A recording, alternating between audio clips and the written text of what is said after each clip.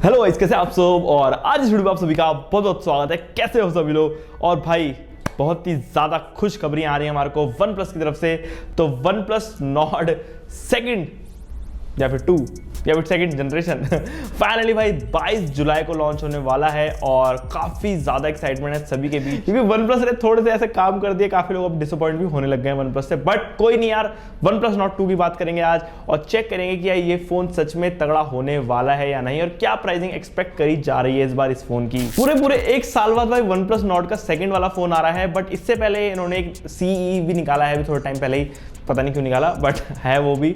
और रही बात अब जो भाई ये फोन आ रहा है 22 जुलाई को, इसमें काफी ज्यादा बड़े क्लेम्स करे जा रहे हैं। कंपनी की टैगलाइन पूरी चेंज हो गई है। तो मतलब 5G को तो भाई देखो करा ही जा रहा है सपोर्ट, क्योंकि ऑब्वियस बात है। बट यहाँ पे एक चीज है जो कि मैंने नोटिस करी, वो है pretty much everything you could ask for, और प्रीटी मच पे लाइन है।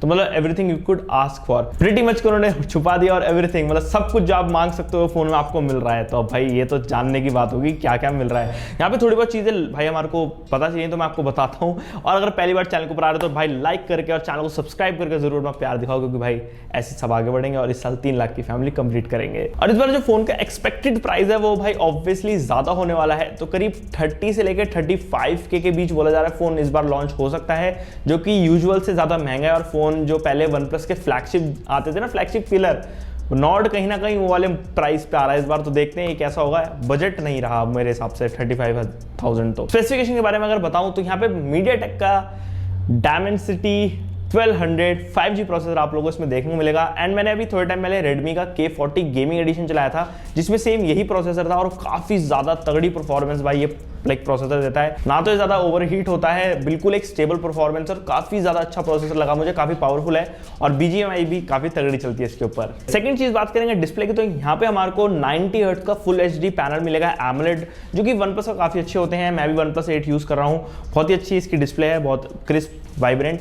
तो डिस्प्ले के मामले में तो कोई दिक्कत नहीं है। बाकी पंच होल कैमरा सेटअप होगा, जैसे वन प्लस नॉर्ड CE में मिलता है हमारे को, कुछ उस तरीके की डिस्प्ले होगी।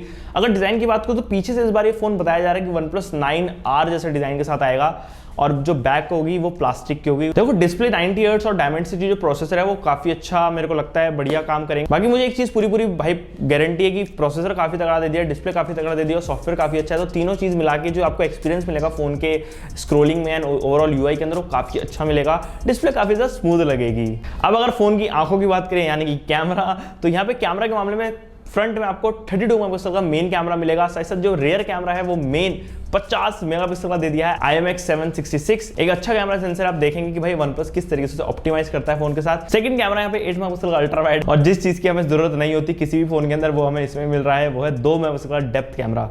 नहीं लगाते तो सही रहता, बट आशीर्वाद के तौर पे हम ले ही लेते हैं। बाकी OnePlus ने यार कुछ अभी पिछले टाइम से मैंने देखा है कि काफी ज्यादा सॉफ्टवेयर के अंदर अपना हाथ ढीला कर दिया, मतलब अपडेट्स के अंदर। OnePlus पुराने फोन्स को अपडेट देता है और वो फोन धीरे हो जाते हैं, कुछ दिक्कत आने लगी गई है। मैंने देखा है OnePlus का सॉफ्टवेयर थोड़ा डगमगा रहा है, जो पहले था जैसा वैसा नहीं रहा। बाकी देखते हैं अभी ये भाई नॉट 2 कैसा रहेगा, किस तरीके से हैंडल करेगा। बाकी मैं OnePlus 8 यूज कर रहा हूँ, मेरे को तो ज्यादा कुछ प्रॉब्लम आज तक फेस हुई नहीं इससे। अभी कुछ चीज बात कर लेते हैं बैटरी की। तो भाई बैटरी इसके अंदर 4500 mAh की है, ठीक है, normal battery, normal decent size. And उसके साथ यहाँ पे 30 वॉट की हमारे को फास्ट चार्जिंग मिलेगी। थोड़ी सी ज्यादा एक्सपेक्टेशन मेरी थी कि भाई थोड़ा सा ज्यादा होता तो सही रहता, बट कोई नहीं। 30 वॉट एक ऐसा हो गया कि भाई एक बहुत अच्छा स्वीट स्पॉट है, बैटरी को भी हार्म नहीं करता, फोन जल्दी भी चार्ज हो जाता, सब खुश रहते हैं, ऐसे खुशहाली हर जगह फैली रहती है, तो सही है। मतलब अब एक चीज मैं बता देता हूं कि भाई देखो OnePlus की ब्रांड वैल्यू है। ब्रांड वैल्यू के हिसाब से अगर आप देखो तो फोन थोड़ा सा ज्यादा, एक तो पहली बात आती है प्राइस की, वो रहता ही ज्यादा है ना।